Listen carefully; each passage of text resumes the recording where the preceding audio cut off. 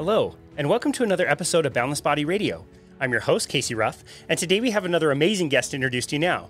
Lily Nichols is a registered dietitian and nutritionist, certified diabetes educator, researcher, and author with a passion for evidence-based prenatal nutrition. Her best-selling book, Real Food for Gestational Diabetes, an online course of the same name, presents a revolutionary, nutrient-dense, lower carbohydrate approach for managing gestational diabetes.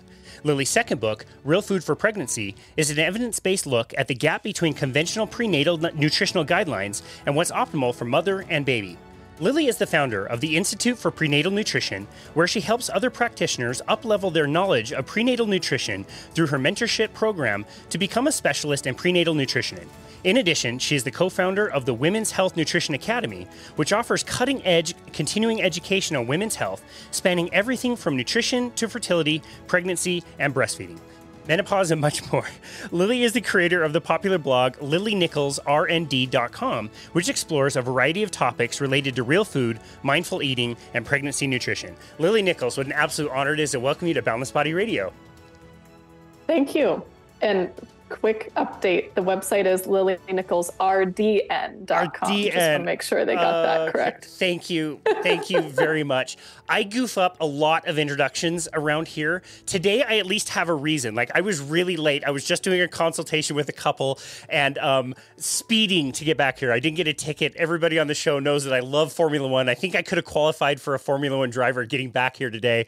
And as part of that, I wasn't able to practice read through the introduction, which I always do at least 10 minutes before time. Wasn't able to do that. So I goof up introductions all the time, sometimes for good reasons. This time it was just because I'm late. So I apologize. You did great. Thank you. Thank you for clarifying. Again, that blog is LilyNicholsRDN.com. We'll be sure to link that in the show notes as well.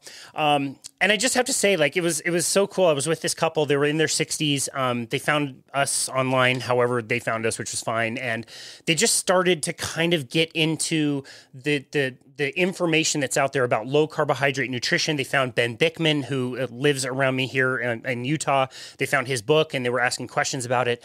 And after our consultation, which I got a little passionate and worked up about and was late for our appointment, you could just tell that, like, these light switches were going on for them. And they said, like, this seems a little too easy. And it's not that this kind of information is easy. It's just that it's not complicated and it doesn't make a ton of money for lots of people out there. What has your experience been like being in this kind of nutritional space for as long as you have and understanding, like, there's a different way of doing things that a lot of people don't understand? Yeah. I mean, my journey to where I am, let's just say I've experimented with a lot of different dietary philosophies and with a really strong focus on the mindfulness aspect. Like, how does this actually feel in my body? I think unlike some people, I wasn't coming into nutrition from, I have a health issue or I feel ill and I'm trying to fix it, and this is the magic bullet. It's just like, I just want to fuel myself well and feel my best, right? And you can feel really quickly when you go on some plan, like a raw vegan diet or something extreme, which I think I lasted about a week on. You can feel whether that actually feels nourishing and helpful to your body or not. And I mean, I've been at a pretty similar place nutrition-wise now for about 20 years. Wow. And that's a whole food or real food, one and the same real food focused diet that includes plenty of nutrient dense foods. I think probably macro balance has slightly shifted over time and shifts at different life stages. I've had 2 pregnancies and breastfed both kids, right? So things shift a little bit, but it's like protein forward, not taking the fat out of foods that naturally contain fats, actually adding some fats when you're eating vegetables so they taste good. And just kind of moderating your carbohydrate intake. I'm not as low carb as some in the low carb space because I don't need to be for health reasons, right? I think very much that's like an area where you can titrate up or down to what you need to feel your best. And some people really legitimately do thrive on like a ketogenic diet. And there's other people who can tolerate a little more, right? But it's kind of it's like full circle for all these different reasons. It kind of just like continually comes back to that same place, prioritizing protein, not fearing fat, moderating your carbs. And that's generally what keeps you feeling pretty well. And it's not that complicated. I'm not somebody who measures my food, counts calories, really counts anything at this point. And it's just about what keeps you feeling well. So it is surprisingly simple. And yet it's also surprisingly complex because we're told so many stories about what is healthy and what isn't. And there's so many conflicting opinions. It's very easy to get derailed down some, supposed nutrition experts rabbit hole or their book or their, videos, their, Netflix documentary, and really get off track from what nutrition the human body actually needs to thrive. Yeah. Wow. No, I love that. And I love that you mentioned eating intuitively and deciding what foods are good for you and not. And it's such a good point that you made about the information you're getting. And again, this consultation, I'm sitting there and I'm telling them, I like the carnivore diet. I've been on it for almost 5 years and it works really well for me. I believe I'm somewhat of a sugar addict. And so I've been able to do that. But again, I'm not telling everybody they need to do that. I'm telling very few people actually they need to do that. And talking to this couple, they're asking me like, do you eat vegetables? And I say, not really. I don't really eat any, but they're fine. There's some vegetables that aren't great. And I'm talking to them like, maybe spinach can be not the best one for everybody to eat all the time. And to hear the husband say, yeah, I never have felt really good when I eat that food. I just thought I was supposed to eat that food. We're up against so much in the nutrition space because everybody is saying so many things. You need to do all these things. And the Netflix documentaries, you're right. There's so many of them that come out all the time and are very confusing for people. Yeah, very confusing. Yeah. Wow. And regardless of whatever sort of dietary pattern somebody settles on, a recurring theme that I think is like my opinion, I guess, but based on a recurring amount of evidence I keep coming across, I think the human body, to thrive, not to survive, human body can survive on all sorts of garbage, but to actually thrive, I do believe the human body requires a really animal protein forward diet. Whether or not somebody ends up full carnivore or not is a separate thing. Like I've already said, I'm not full carnivore by any means, but getting enough animal protein really makes a huge difference on whether or not your glucose and insulin levels are at a good place, whether your cortisol is in a good place, your hunger and satiety patterns. I mean, maintaining muscle mass. It's crazy how it always seems to come back to that. And yet, because our dietary policies have been so anti-saturated fat and cholesterol for so many years, and now overtly anti-animal foods for other reasons, in addition to those two already debunked myths, you have people really fearful of consuming animal sourced foods of any kind. Now it's not just meat or egg yolks. Now it's like everything, like animal protein across the whole people are avoiding. And then they don't understand why they're feeling hungrier and sicker and having lower energy levels, and they can't put on muscle mass and they don't have the energy to work out or whatever. And it's like, it does keep coming back to that, ironically. Yep. That's another really good point. And that's kind of what I left them with is like, they asked me, so what should we do about diet? And I said, don't worry about diet. It's not a diet. Just make sure you focus on animal proteins. They come with fats. Eat the ones that you like, whatever they are, add a bit of salt, and then have everything else that you like and have that be the smaller portion of whatever you do. And you'll probably end up in a great spot. So that's wonderful. The recommendations that we get for protein are absolutely absurd, which obviously a lot about. They're terrible. And you have such an interesting story. I love your personal story because the story we normally hear is somebody wanted to be a dietitian. They went to dietetic school. They practiced for 10, 20 years. It wasn't working. They found a different alternative way to kind of do things, and they maybe changed or maybe they didn't. You went into nutrition school already with some interesting knowledge that not a lot of people have. You already knew about Weston A. Price and ancestral eating. Can you tell us about your journey and why you decided to continue to be trained conventionally, even though you maybe knew that like you might not practice as conventionally as they may have wanted? Right. Yeah. Well, I mean, I grew up in a family that, they believed a lot of nutrition myths that have now been thankfully debunked, but nonetheless, they were we were a health conscious household. So there was always a discussion about how food made you feel, and sort of using food as medicine. So that concept really fascinated me from a young age. And so by the time I was a teenager, I was like, I think I want to study nutrition. This is really interesting. And if I go way back, I actually interned with a nutritionist, not at RD, when I was in high school. And at the time I was vegetarian, actually, fairly recent vegetarian convert, but I was vegetarian nonetheless, and actually not feeling that great, but like telling myself I felt fine, right? You can get away with a lot when you're young. Right. And she was the one who introduced me to Weston Price, very gently, but like, hey, you might want to check out this book, Nourishing Traditions, by Sally Fallon. I have a lot of clients who really do actually need more animal protein. Some of them really do need meat to heal. She was dealing with clients with very complex health issues.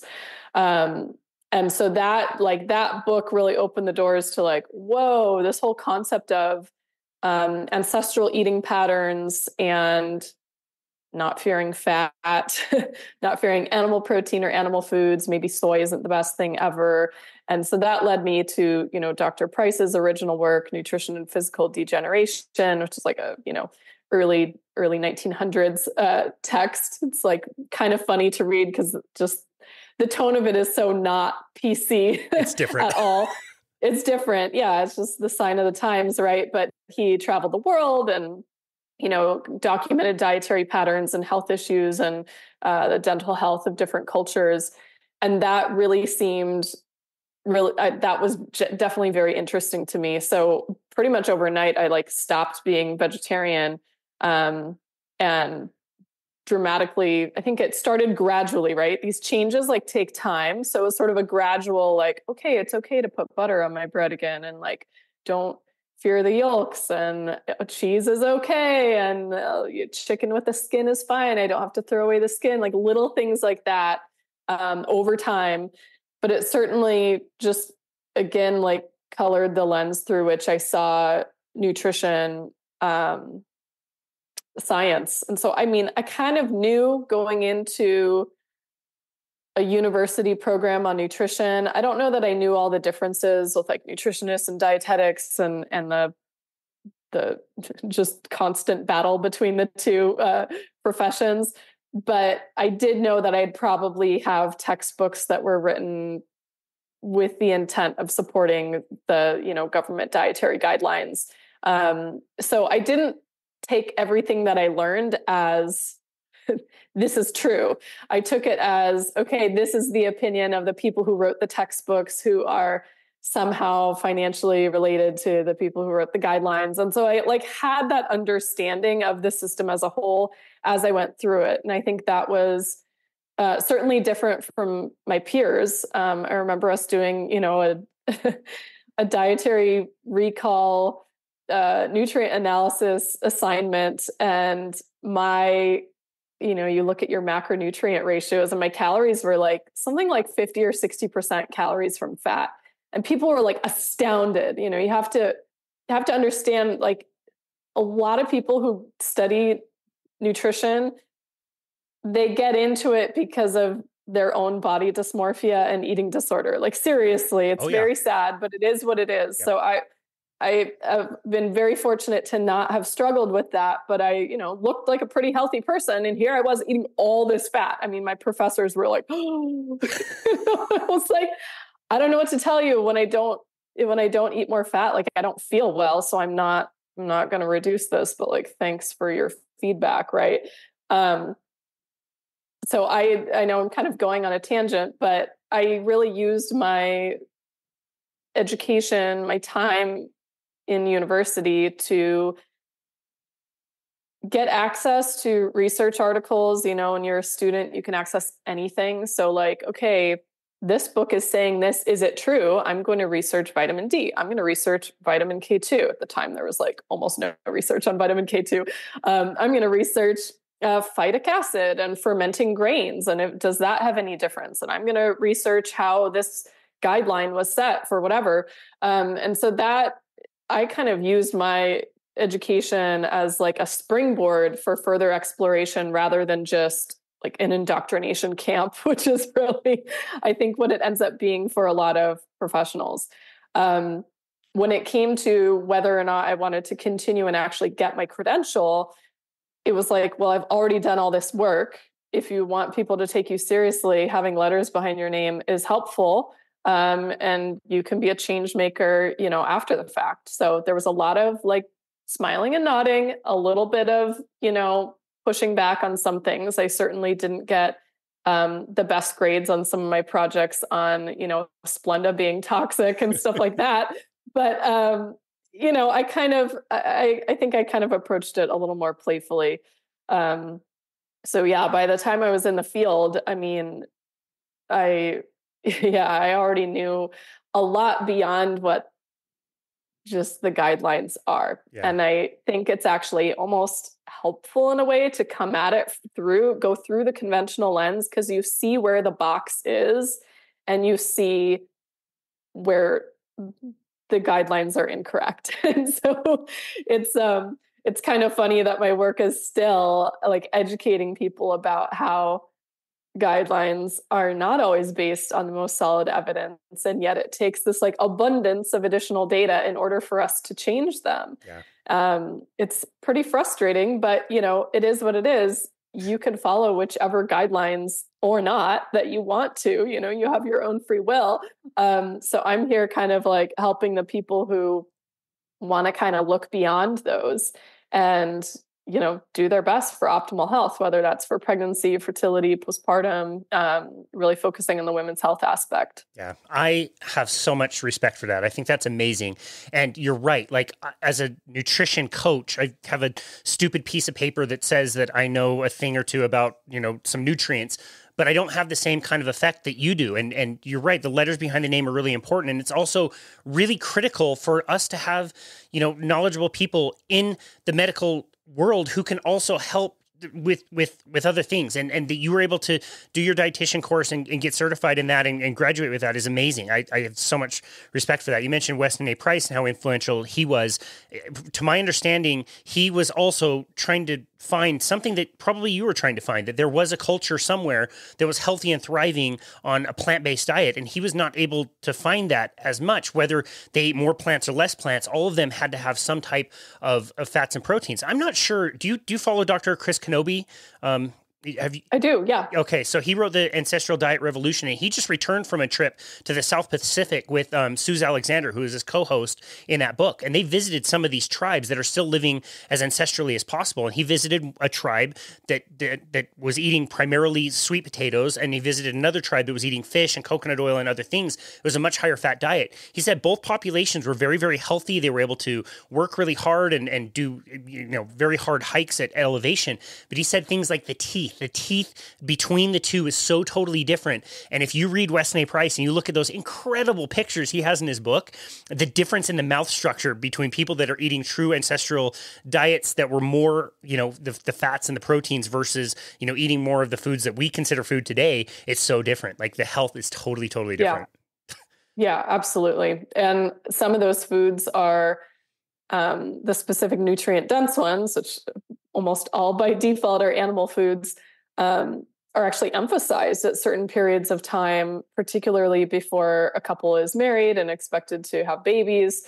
And also while a woman is pregnant and postpartum recovering from birth, they really emphasize those nutrient dense foods for, you know, optimal egg and sperm quality, optimal conception rates, you know, reducing the risk of pregnancy complications or birth defects. You have to think, like, at the time, we didn't have isolated, we hadn't even named some of our nutrients. I mean, arguably there's still nutrients that haven't been named, but we hadn't named all the vitamins. We didn't know folic acid. We didn't know vitamin B12. We hadn't isolated like iron supplements at the time. And so there was no insurance policy. It was either you were well nourished enough with all the things you needed to grow a healthy baby, or you weren't. And the consequences are dire. It's like survival of the fittest. It was like, that was the era. Now we have prenatal vitamins and fortified foods and supplements and things that can kind of like be a fallback when the diet is not optimal. But in these communities, if you wanted your community to thrive and be healthy enough, I mean, you need healthy offspring to be able to gather food and cook and, you know, be a productive member of your community. I don't want to sound like mean or dismissive or ableist. It was just, this was the time of survival of the fittest. It's very different than modern society. And I think that's why that's why that work is just so fascinating, especially to me, because now I can look at like modern nutrition studies where they're like, okay, we have this group of women consuming this amount of choline and this group of women consuming this amount of choline, and what are the brain development outcomes of their babies? Like, now we can see some of the reasons why those observations may have held true, but with the specifics of, oh, it may have been that this nutrient and this one were playing a role here, and that the consequence of deficiency is XYZ, like precisely the problems that you'd see in communities who had swayed from their traditional diet. Yeah. No, that's such a good point. And you're such an expert in this field, and I'm so excited to talk to you today about your new book, which we are going to drop this episode on the day of the release of your new book, which is amazing, all about fertility, which is a huge issue. And again, one that I think both of us would argue is a modern day issue, one that we're dealing with a lot more than we have in the past, infertility in particular. But I do have a few questions about some of your other books, including, gestational diabetes, excuse me. Your book is awesome, and your information that you talk about in that book is so critical and important. What have you noticed in the time that you've been in this field? You mentioned, over 2 decades. That's not a ton of time, but it's enough that I think culture has changed quite a bit, especially with gestational diabetes. To me, it almost seems like expected that a mother would have that condition, much more so than it was. What have you noticed? What have you observed in the field since you've been, so focused in this area? Yeah. Well, if we think about the physiology of gestational diabetes, it really is there's a lot of overlap between it and like insulin resistance or type 2 diabetes. Essentially, gestational diabetes is just elevated blood sugar beyond a certain threshold that is observed or first diagnosed during pregnancy. So a lot of what we're seeing, like generally speaking, there's like rising rates of gestational diabetes diagnosis population-wide. What we're really seeing is this is a reflection of the population-wide increase in insulin resistance issues and type 2 diabetes, like prediabetes and type 2 diabetes. And we're identifying it during pregnancy and calling it gestational diabetes. I'm saying that with a certain level of confidence because I've worked in a specific perinatology office where we actually screened all of our pregnant clients for gestational diabetes in the first trimester with a hemoglobin A1C. So that gives you a sort of measure of your average blood sugar over the last couple months. And it is technically, by some guidelines, an alternative diagnostic test for gestational diabetes if it is run in the first trimester, and that's very important. And so we actually caught the majority of our gestational diabetes cases in the beginning of pregnancy. If you passed the test, you still had to take another screening test later in pregnancy when it's normally done in every other office, which is 24 to 28 weeks. But it was very rare that we'd get somebody who would take that test and then fail because they had already been screened with a hemoglobin A1C. If their blood sugar glucose tolerance was pretty good, early on, likelihood of passing a glucose tolerance test later on was pretty good. And they've actually shown like the rate when you have women with A1Cs that are exceeding the normal range, the chances that they'll go on to then fail a glucose tolerance test is something like 98%. Wow. It's incredible. So I think what we're seeing is just a population-wide increase in blood sugar and insulin issues as a whole.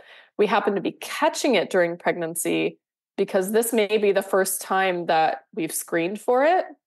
And also the threshold for diagnosing gestational diabetes and normal blood sugar is actually lower in pregnancy than it is outside of pregnancy, which is by design because your blood sugar actually should be trending lower during pregnancy. Yeah. Physiologically, it should be. But a lot of these women are simply never being screened. So we're catching it in pregnancy. Couple that with we're now routinely screening pretty much almost everybody. Whereas if you go back to, 1980s, it wasn't super common to screen everyone for gestational diabetes. That really came in the 90s. So of course that also comes into play. We weren't catching it before, but you just look at the population-wide trends on diabetes diagnosis, and it's just gone up dramatically in the last 30, 40, 50 years. So it makes sense that we're seeing more gestational diabetes as well. Interesting. It sounds very multifactorial where it's like, it could be a definition problem, the way we're defining it. It could be our diagnostic tools. You mentioned the glucose tolerance test, which I think we both have certain opinions on the utility of doing that versus other ways of measuring blood sugar or diagnosing that. And it could be that we're better at screening for it. But I guess let's just talk in general, like not only the health of the mother, but the health of the child. Wherever, whatever's diagnosed with the mother, if they have blood sugar issues from, let's just assume, overconsumption of carbohydrate foods, which are very readily available and inexpensive, what then happens, what would you expect to happen in the life of the child who is born from that particular mother?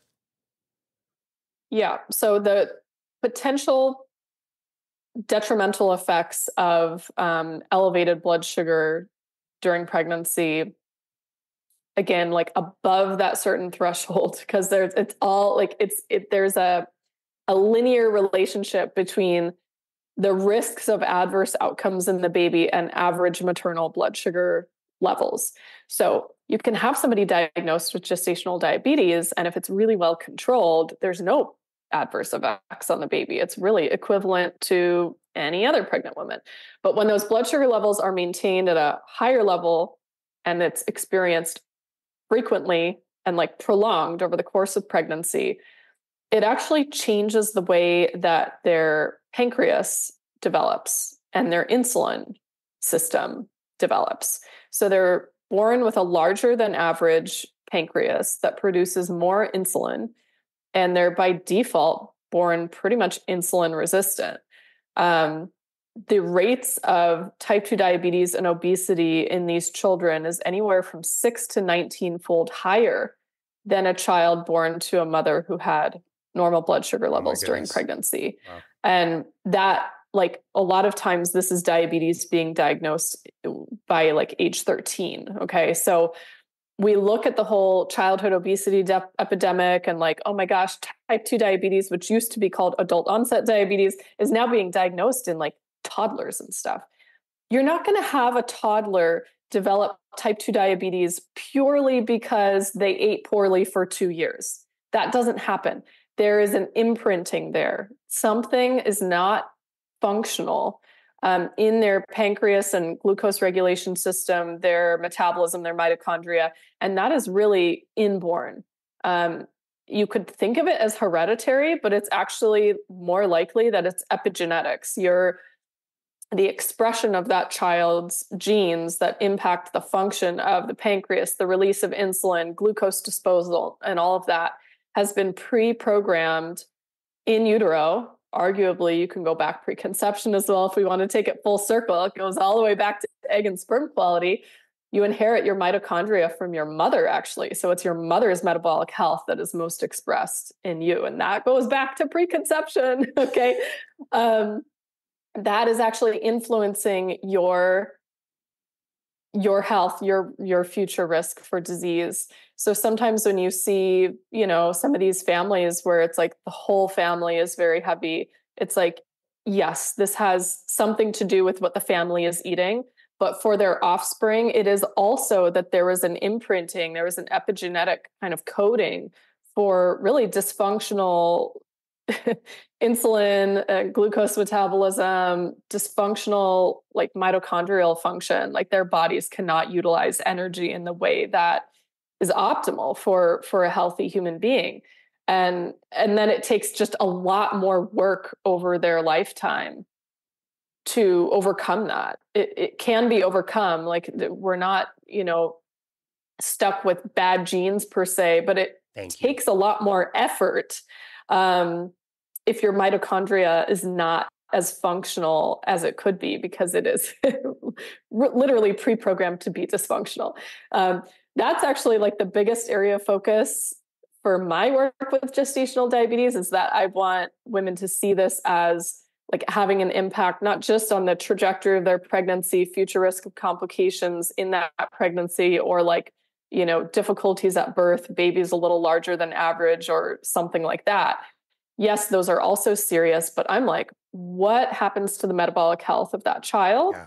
What happens to your metabolic health? Because having gestational diabetes is the number one independent predictor of type 2 diabetes in women. Many women who have gestational diabetes, it's like the earliest warning sign that there's something going on with your insulin and glucose metabolism.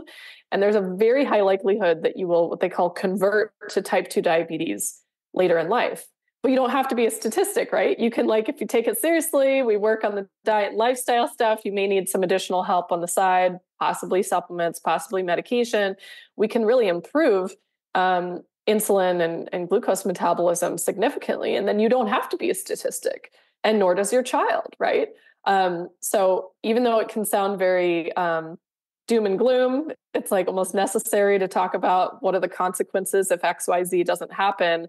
I like to kind of focus on, hey, this is actually kind of a silver lining. It's like the warning light coming on in your car early, right, and you can make an impact, Yeah, that's amazing. I'm obviously not a mother, but most mothers I know would be so motivated not only to know about the health of their own life, but the health of their child. They would do anything for their child, and to know that, yes, and approach it that way is so critical. It's this must just like endlessly fascinate you to think that all of this stuff for a kid is terrible, that their bodies would develop this way. Yet all of this is the amazing, incredible ability of the human body to protect itself. And these are all protective mechanisms to prepare a child for a world where they're coming into being awash with glucose. Yet, we get these recommendations from the American Pediatrics Association or whatever that says, like, if a child is obese, they need counseling by age 2, they need Ozempic by age 12, they can qualify for bariatric surgery at age 13. It's just absolutely absurd. And so I love the way that you approach it by addressing the mother and saying, like, look, we can take care of this. And it's not just your health, it's the health of the child as well. Yeah. That's amazing. Yeah. Well, you're such a great author, and like I said in the introduction, you've already written 2 books. You decided to write a 3rd book, which is coming out today, all about fertility. Can you tell us why you decided to write the book about fertility? What is it about our, obviously health direction that we're going in that made you need to write a book about fertility? Well, first of all, my audience keeps asking about a book on fertility. What should I do to prepare my body for pregnancy? Which is a great question. It is. It turns out, since a lot of my work is focused on trying to just optimize your health during pregnancy and your recovery postpartum, naturally, the question kind of extends to, can we work on things in advance of pregnancy? And of course, the answer is yes. I've always just pushed people to read the Real Food for Pregnancy book and incorporate those principles into your diet, because of course there's a lot of overlap between a diet that supports optimal fertility and hormone balance and a diet that's helpful in pregnancy. Likewise, a diet that's helpful for postpartum recovery and supporting breastfeeding and all of that. But I think the main reason this really needed to be written is that risk of pregnancy complications and just issues with pregnancy. A lot of that actually stems back to preconception nutrition, your nutrient stores going into pregnancy.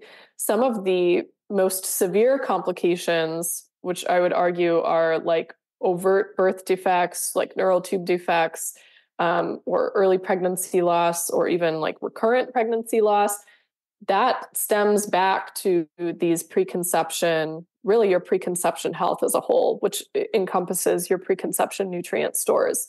So if we can focus on that, we need to do so for both mother and baby, we're going to have a better chance of A, getting pregnant in the first place, but B, having a more easeful, less complicated pregnancy, and of course, a healthier baby as a whole. So it's just kind of like rewinding the clock, like at what time do you start to work on this? So I think what's especially different about this book, so first of all, I co-authored it with a colleague of mine, Lisa Hendrickson-Jack. She's a fertility awareness educator, just as obsessed with research, maybe even more so than myself. It's hard to believe. It's really hard to believe. This book has, I think we clocked in at over 2,600 citations. It's insane the amount of research that is cited in this thing.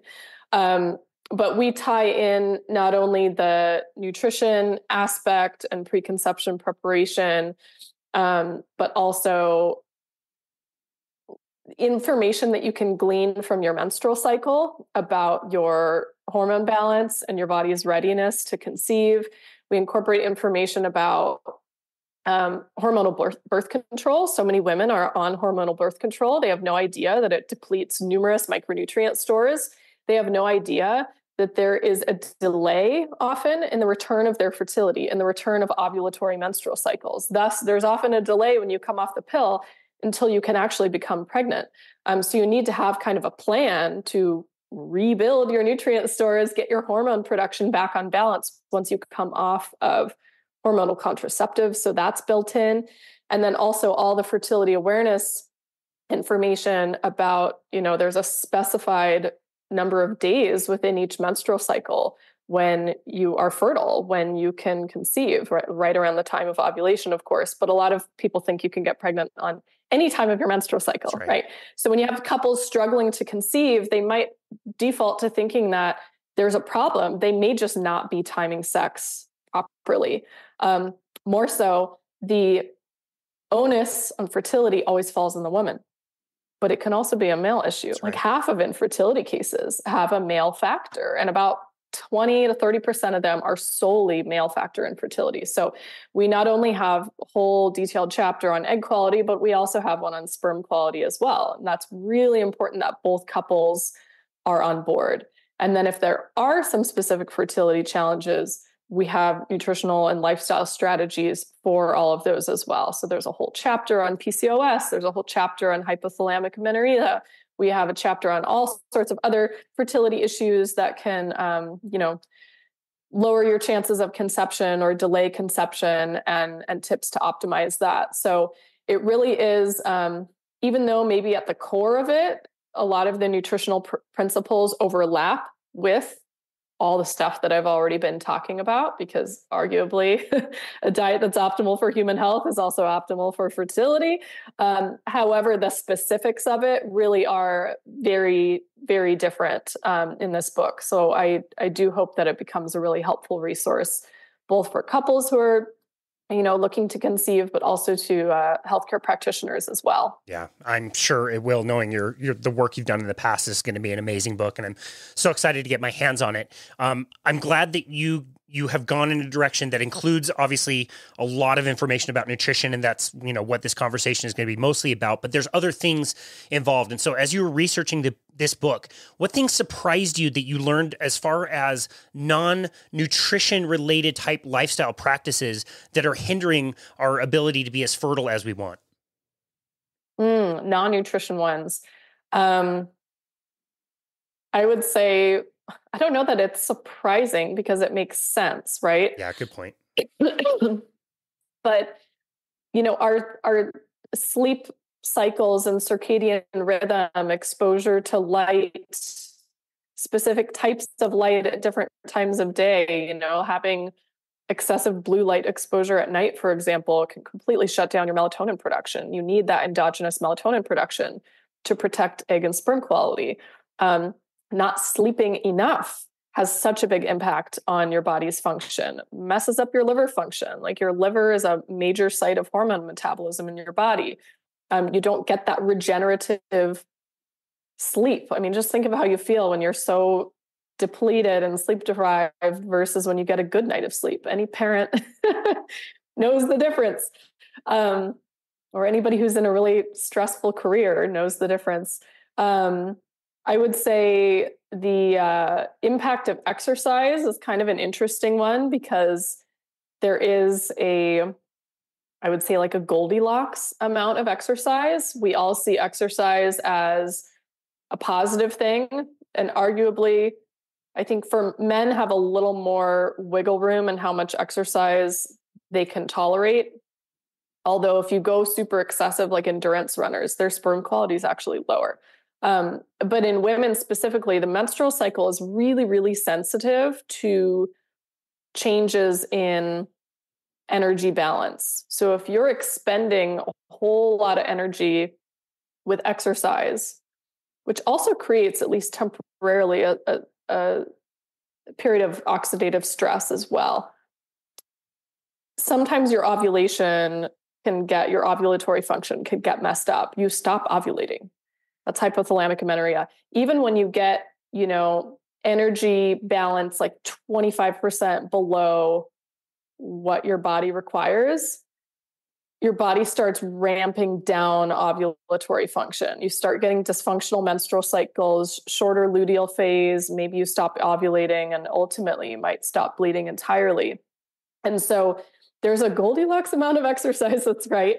For the super active women, sometimes they need to like pare it down a little bit, and or also eat a lot more. And then on the flip side, you have women with, polycystic ovarian syndrome, where movement actually is really beneficial because their issue often involves excessive insulin levels and high levels of insulin resistance. So they need exercise, especially resistance exercise, weight-bearing exercise, to increase glucose disposal and improve their metabolic function.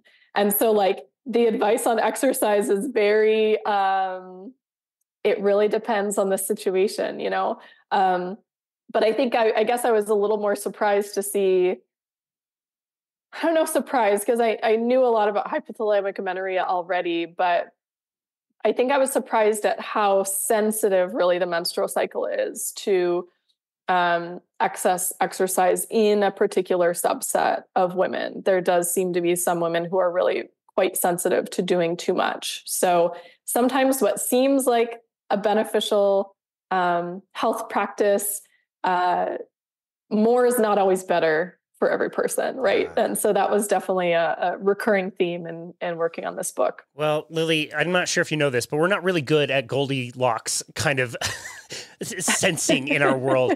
I wonder about this all the time. We talk about all these wonderful beneficial practices. Fasting is awesome. Saunas and heat exposure is really awesome. Cold exposure is really great. Activity and movement and exercise is really great.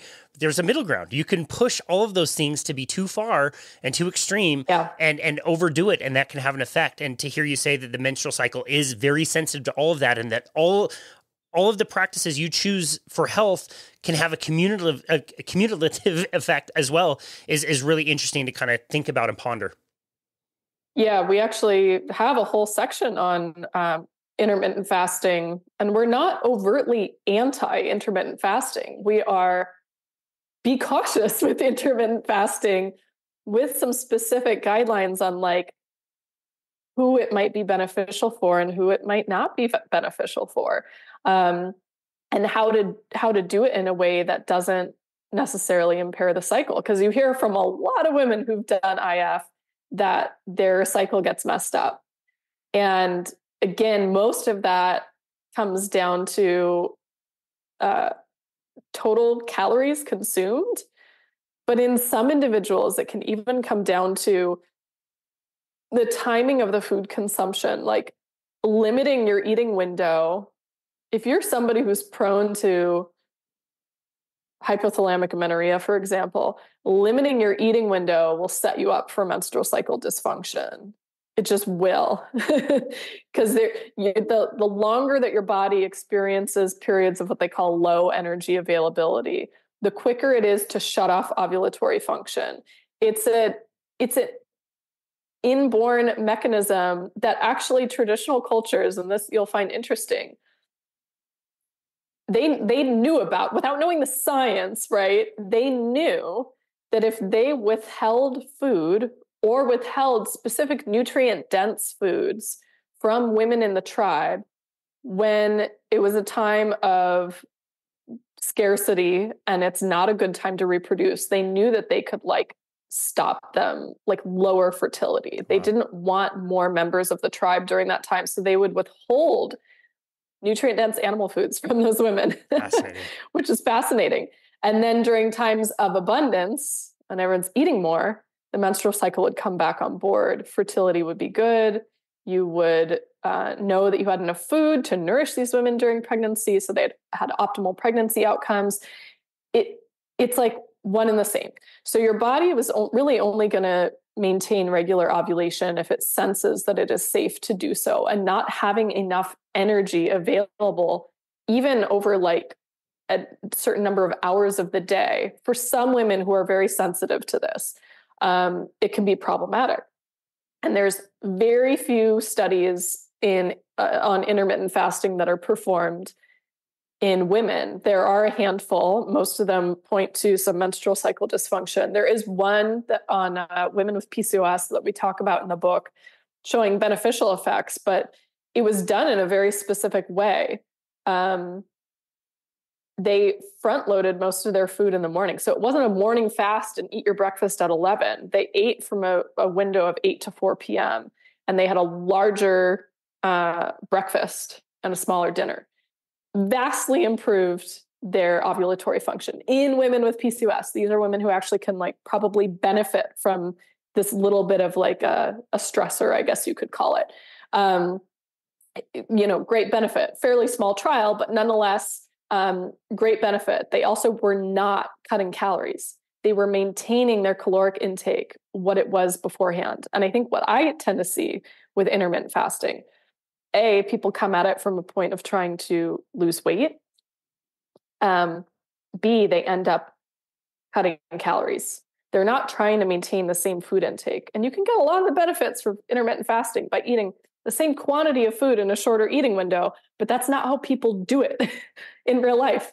So if your goal is to conceive relatively soon, you probably don't want to do a calorie-deprived intermittent fast. If you're going to do it, you want to have sufficient calories and be sort of cognizant of when your eating window is versus like skipping breakfast and eating a giant dinner. Like that just doesn't make sense from a ancestral perspective, in most cases. Yeah. And I love, even though it's, the science is maybe not as developed as we would like on that, I'd love even the smaller studies that also make sense mechanistically and they make sense evolutionarily. Like when you're saying that this is what they would do in tribes, it makes sense that even though it was, not very many studies or small studies, that it's still showing that directionality. So I really love that. Yeah. And I love how careful you are about talking about that research and that science behind that. But that it makes sense mechanistically, I think is really good evidence. So let's talk, I guess, like more practically, like, so for people that are looking to become more fertile and to improve their health, we could also assume that as, a child is growing, they'd probably want the same type of nutrition as an adult is pregnant and breastfeeding. And for the rest of their life, they probably have the same general principles. We've talked about fats and proteins, but what kind of practical things would you recommend for people besides eating, earlier in the day, not taking intermittent fasting too extreme? What other things do you recommend, or are there specific foods you really like people to really focus on? Yeah, well, first of all, and this holds true really for my recommendations for all humans, is a really protein-forward breakfast to set the stage for hormonal balance, healthy insulin and glucose levels over the course of the day, and also keeping again, another hormone, but keeping your cortisol levels in a good place. That actually becomes important for keeping your reproductive hormones in a good place, just based on the pathways in which cortisol is produced. So a protein forward breakfast for sure. Actually, protein forward really at all the meals. One of the things that I really delved into was just the many, many issues with our dietary guidelines recommendations on protein. I've established in my other work that they are too low in pregnancy. I think many people know they are also too low for the general population. But when it comes to fertility, this is even more true because your body actually requires protein for healthy ovulatory function, for thermogenesis, for healthy thyroid function, for maintaining muscle mass, you need that protein. So that is definitely an area where we need more focus. It gets really convoluted in the research because there is a very specific bias among some fertility researchers against animal protein. And yet, so if you read only their abstract or the study title or their discussion or conclusion, they make it sound like animal protein is the worst possible thing for fertility, ovulatory function, and whatnot. And then you go and look at their actual data. It's like the opposite of what they're claiming. Like so they have mistitled the study in many cases. So I actually include a whole chapter in this book on the issues of the vegetarian diet. And in that chapter, I have a section on like whether meat is harmful to fertility or not.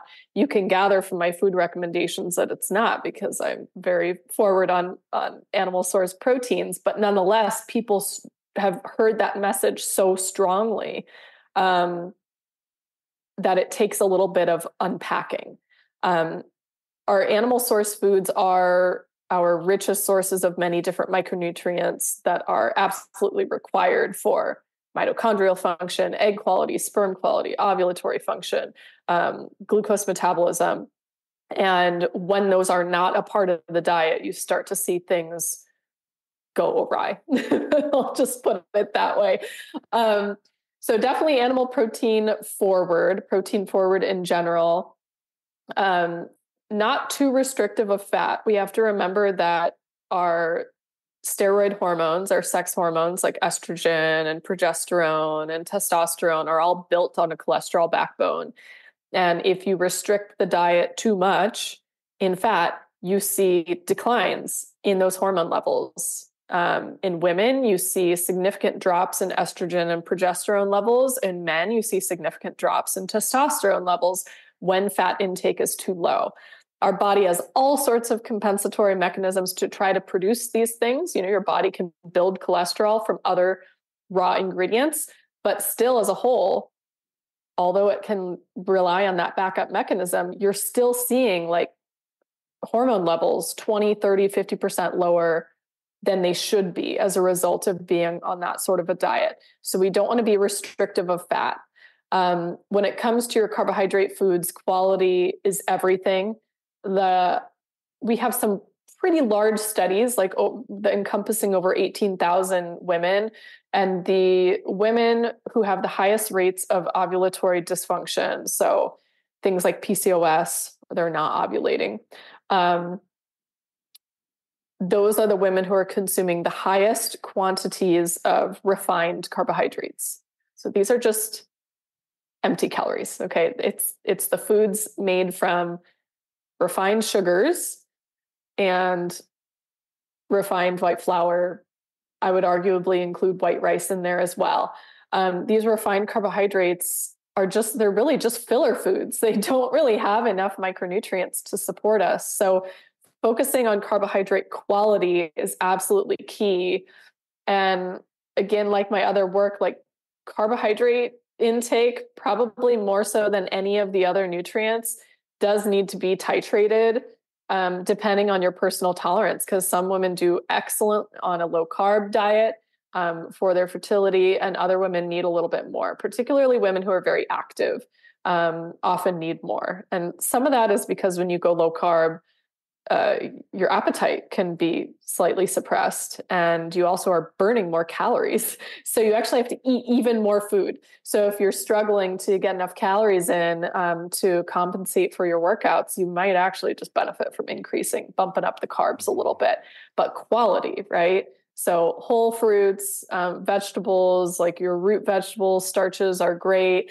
If you're consuming grains, fermented, sprouted, sourdough type grains are great. But we need to be focusing on quality more than these cheap convenience foods. Yeah. That's like just a major, major issue. Yeah. I love all of that. And I think that's fantastic. It's a tricky kind of spot that I tend to find myself in, where I practice a carnivore diet. I'm a coach for a carnivore diet. I find that the kind of, I don't know, the group of people that the carnivore diet doesn't work great for all the time is menstruating women. I think they do much better on carb cycling and doing different strategies than just a carnivore diet, especially a very strict one. I think men tend to do a little better. I think postmenopausal women tend to do a little bit better, but I don't see that's the best diet for most women who are cycling.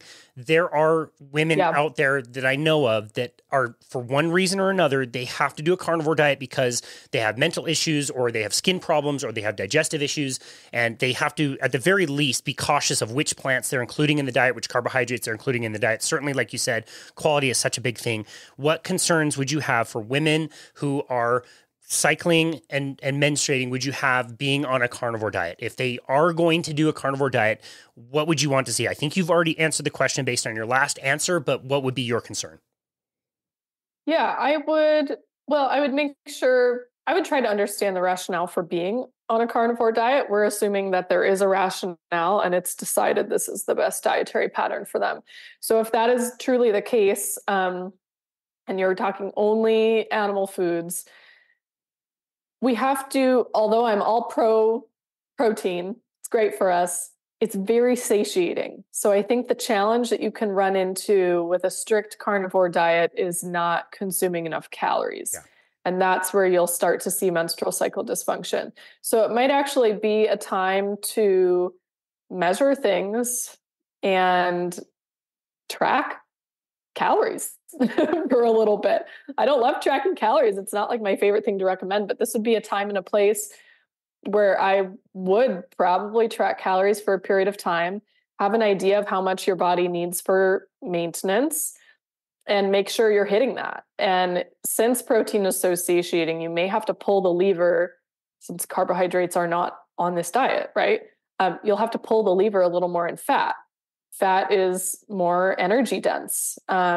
It's not quite as satiating as the protein. So maybe you need to go a little heavier on the fat.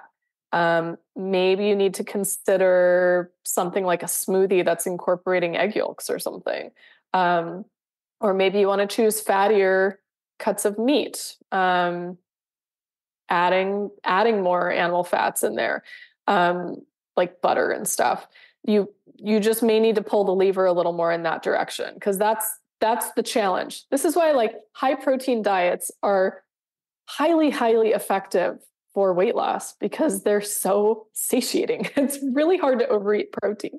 There is even a study that we cite in the book where they assigned women with PCOS to I believe it was 40% of calories from protein. They had counseling from a dietitian on like eating a high protein diet and all these things, right? It was like they really tried them to get 40% of calories from protein. Wow. They maxed out at 26% of calories from protein. It's like, it's so hard. It's pretty hard.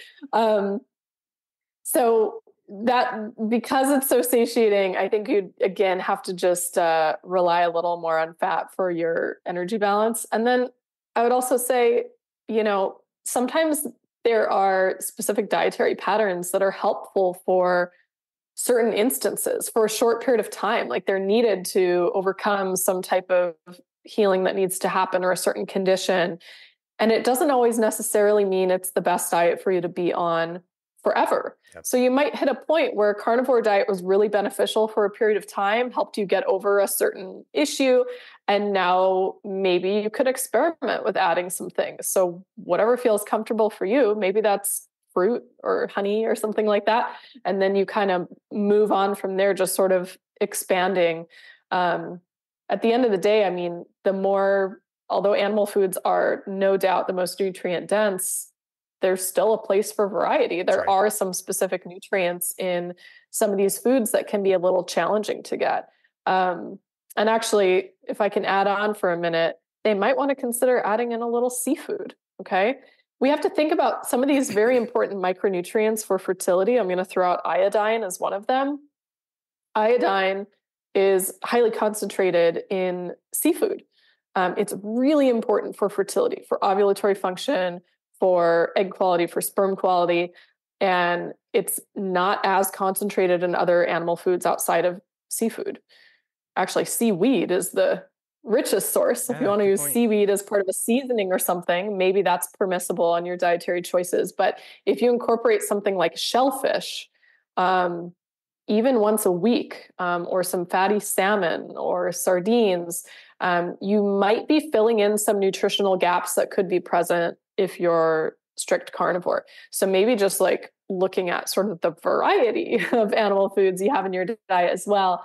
Somebody who eats like almost 100% steak might work great for that particular, 30-something-year-old man, and it might not work that great for you as a woman. So play around with it, Yeah. Thank you very much for that nuanced and contextual answer. Again, it's tough not to get kind of trapped in when it's something we do in practice around here, but you need to keep these things in mind, and you should always consider, what are your goals? What are you trying to do? What's worked in the past?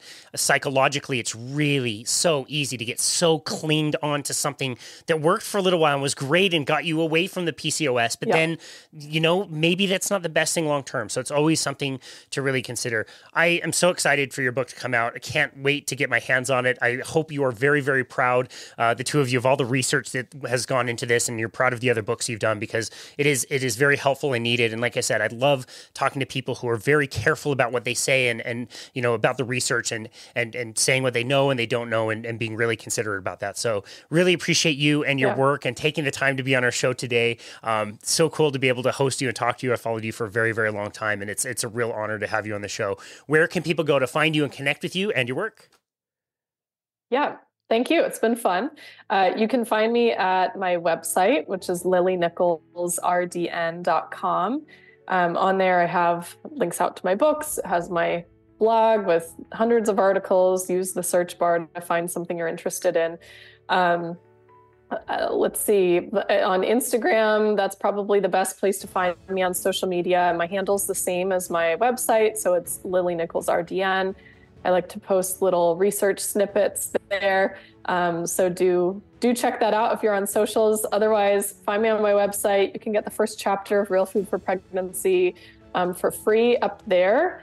We also have our new book. It has its own website, realfoodforfertility.com. You can download the first chapter of that book for free over on that site if you want to check that out. I usually send out about twice a month. So it's non-spammy informational content, so new articles and research that I've been reading. And yeah, it's been fun. Thanks for having me.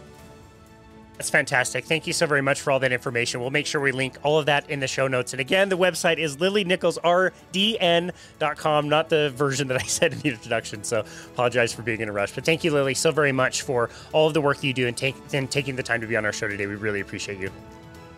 Thank you. And this has been another episode of Boundless Body Radio.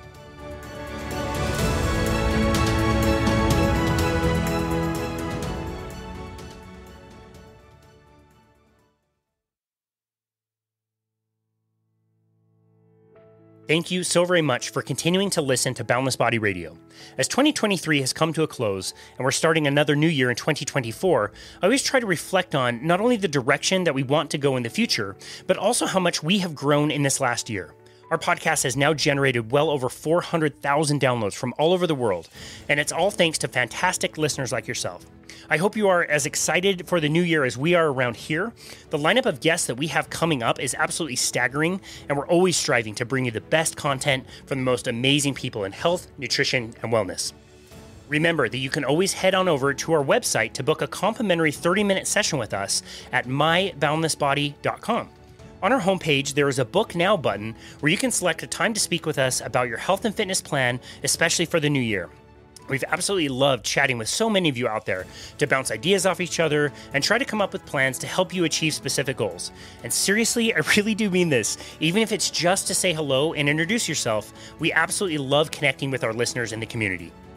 Be sure to check out our YouTube channel as well if you want to watch these full interviews and also shorter interviews on more specific topics that are taken from these interviews. We've gotten really great feedback over there, and it's also a really fun way to interact with people who comment. We read and reply to every single YouTube comment we get, so be sure to subscribe to our channel and leave as many comments as you like to keep the conversation going. And of course, if you haven't already, please leave us a 5-star rating and review on Apple Podcasts. It really is the best way to make sure that the podcast gets out to more listeners. Your 5-star ratings and reviews are the best way to support us here at Boundless Body, and to support the podcast at Boundless Body Radio really only takes a moment, and it's very meaningful to us. Cheers to 2024, and thank you again for listening to Boundless Body Radio.